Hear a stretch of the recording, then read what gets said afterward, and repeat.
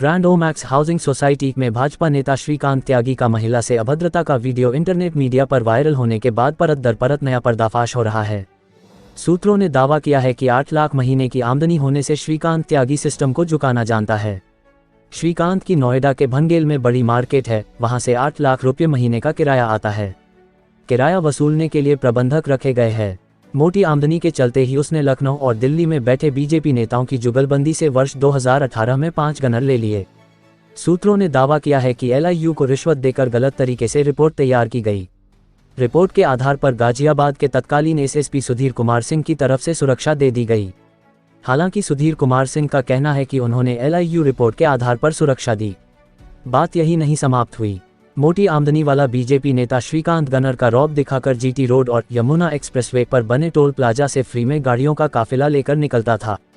लखनऊ और दिल्ली में बैठे बीजेपी नेताओं की जुगलबंदी के चलते ही श्रीकांत त्यागी का रसूख बढ़ता गया और उसका हौसला इतना बढ़ गया कि वह आधी आबादी को वीडियो में गाली तक देने लगा। सूत्रों ने दावा किया है कि पुलिस की गिरफ्तारी से बचने के लिए श्रीकांत त्यागी कोर्ट की शरण में पहुंच गया है। वह अग्रिम जमानत लेने की फिराक में है। रविवार दोपहर पुलिस की टीम श्रीकांत के घर पहुंची। उसकी पत्नी घर में मौजूद थी।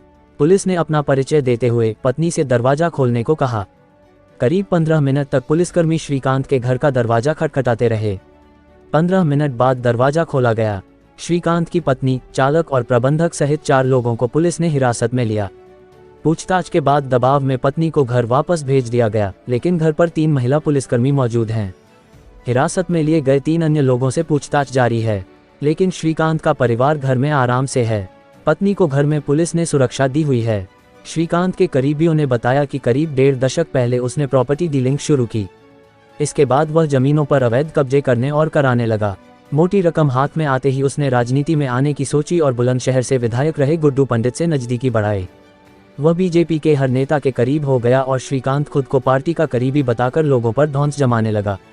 श्रीकांत जब भनगेल में रहता था तो उसके घर के बाहर barricading, boom barrier, police picket और मेटल डिटेक्टर लगे थे। त्यागी के घर पर स्निफर डॉग भी थे। सुरक्षा के लिहाज से वह हमेशा बाउंसरों व गनर से घिरा रहता था। मोदीनगर से उसने विधानसभा चुनाव लड़ने की जमीन तैयार की, लेकिन टिकट नहीं मिला। श्रीकांत के एक करीबी का कहना है कि उसके कई अधिवक्ताओं से भी अच्छे संबंध हैं।